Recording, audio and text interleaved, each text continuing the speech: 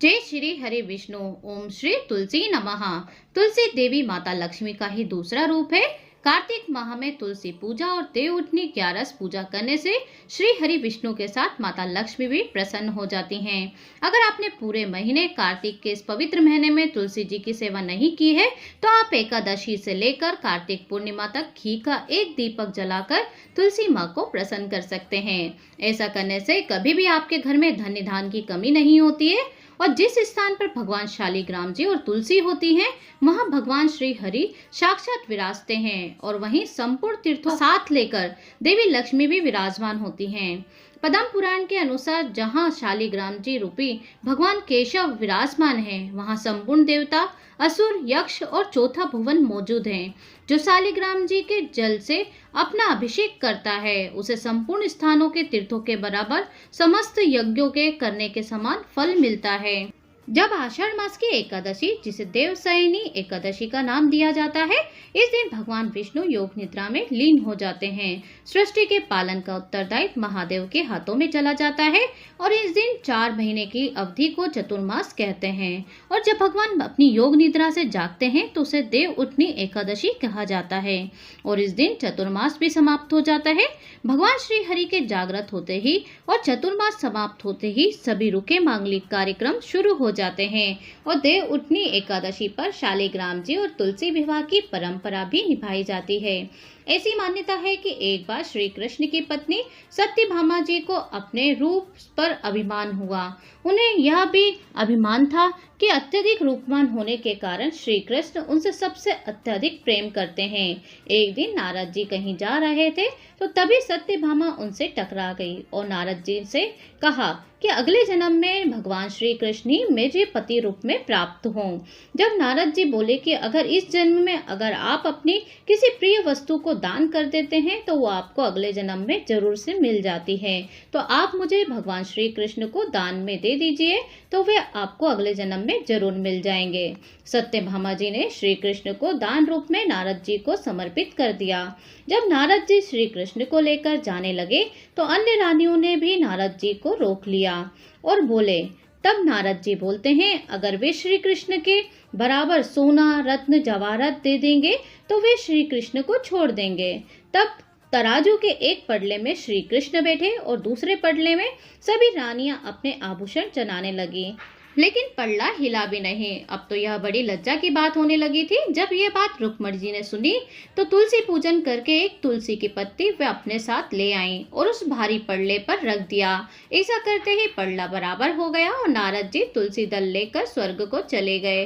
रुक्मणी जी श्री कृष्ण जी की पटरानी थी और तुलसी जी के वरदान के कारण ही वे अपने और अन्य रानियों के सौभाग्य की रक्षा कर सकी। तभी से तुलसी जी को यह पूज्य पद प्राप्त हो गया। श्री कृष्ण उन्हें सदा अपने नतमस्तक पर धारण करेंगे। इसी कारण से इस एकादशी को तुलसी का पूजन और व्रत किया जाता है, अर्थात तुलसी विवाह कराया जाता है और शालिग्राम जी के नतमस्तक पर भी तुलसी हमेशा के लिए विराजमान हो गई। तो चलिए अब हम जान लेते हैं देव उठनी एकादशी की शुभ तिथि मुहूर्त क्या रहेगा, तुलसी विवाह का मुहूर्त क्या होगा। तो एकादशी तिथि प्रारंभ हो रही है कार्तिक मास शुक्ल पक्ष एकादशी 11 नवंबर दिन सोमवार शाम को 6:47 से और इसकी समाप्ति होगी 12 नवंबर दिन मंगलवार शाम को 4:05 पर। अर्थात इसीलिए इस बार 12 नवंबर के दिन मंगलवार को देव उठनी एकादशी का व्रत किया जाएगा और तुलसी का विवाह भी इसी दिन किया जाएगा।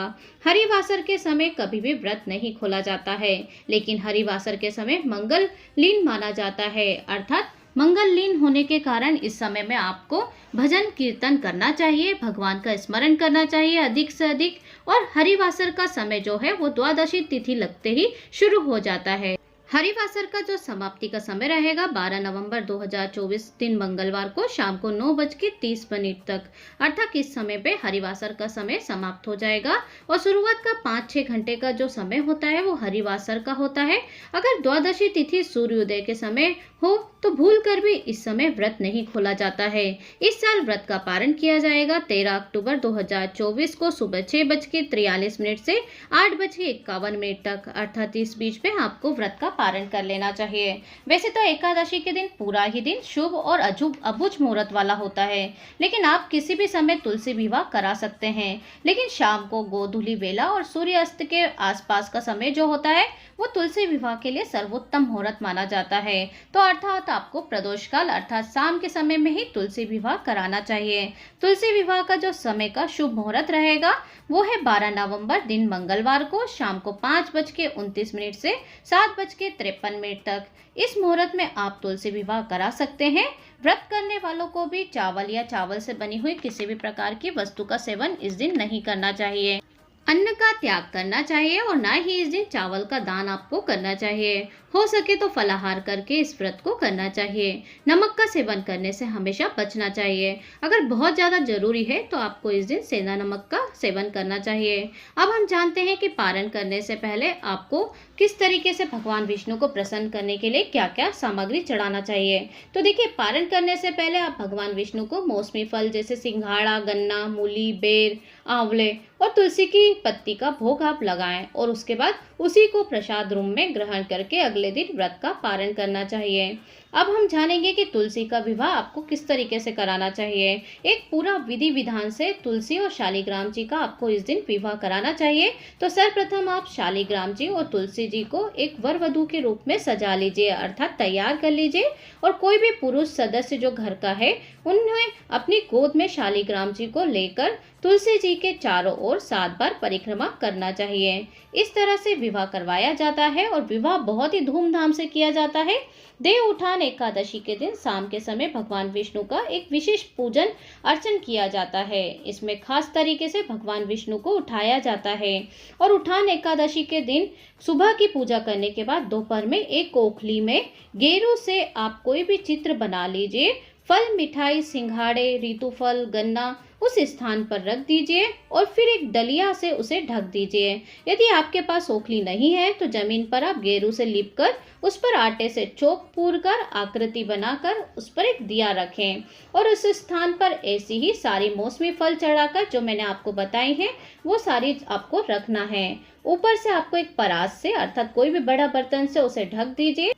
फिर उसके बाद आपको रात के समय बाहर पूजा स्थल पर दीपक जलाना चाहिए और अपने बाहर जो पूजा स्थल तैयार किया है, ढककर सारी सामग्री आपने रखी है, आप उसे चाहें तो सूपड़े से ढक सकते हैं या कोई भी बर्तन जो परात होती है, बड़ी थालियां होती हैं, उससे आप ढक दीजिए और फिर वहां पर भी एक दिया जलाकर रख दीजिए सारी सामग्रियों के पास में। फिर उसके बाद आपको थाली, घंटे, शंख, घड़ियाल बजाकर इस प्रकार से कहना है, उठो देवा, बैठो देवा, अंगुरिया चटकाओ देवा, नई सूत नई कपास, देव उठाए कार्तिक मास। इस तरीके से इन पंक्तियों के द्वारा या फिर आप जो इनके गीत होते हैं उन्हें गाकर भी आप भगवान श्री हरि विष्णु को उठा सकते हैं अर्थात जगा सकते हैं या फिर ये लाइन बोलकर भी आप उन्हें जगा सकते हैं। ऐसी मान्यता है कि इस विधि से पूजा पाठ करने से भगवान विष्णु जागृत हो जाते हैं और इसके बाद भगवान विष्णु अगर किसी की मनोकामना पूर्ण करते हैं तो वो है सर्वप्रथम तुलसी माता होती हैं। इसलिए आप देव उठान एकादशी पर विशेष रूप से तुलसी माता का पूजन जरूर करिए।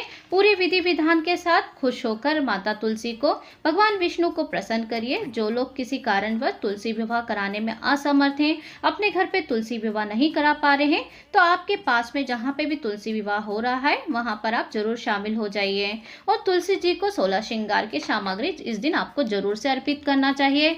देव उठान एकादशी के दिन सकारात्मक शक्तियां बहुत अधिक प्रबल होती हैं और यदि इस दिन आप कोई भी उपाय सच्चे मन से करते हैं तो वह जरूर फलित होते हैं।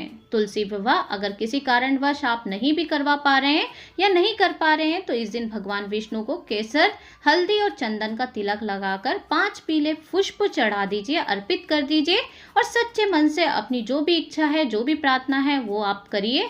आपकी जो भी मनोकामना होगी वो जरूर से शीघ्र पूरी हो जाएगी। इस दिन तामसिक चीजों का आपको सेवन करने से बचना चाहिए। अपने सामर्थ्य के अनुसार गरीबों को, जरूरतमंदों को इस दिन दान जरूर करना चाहिए या आप सीजनली जो मौसमी फल होते हैं उन चीजों का भी आप दान कर सकते हैं जो कि सर्वोत्तम होगा। तो ये थी आज की वीडियो। उम्मीद है आज की वीडियो आपको पसंद आई होगी। चैनल पे नए हैं तो सब्सक्राइब कर लीजिए। मिलती हूँ नेक्स्ट वीडियो के साथ, तब तक के लिए जय श्री हरि विष्णु।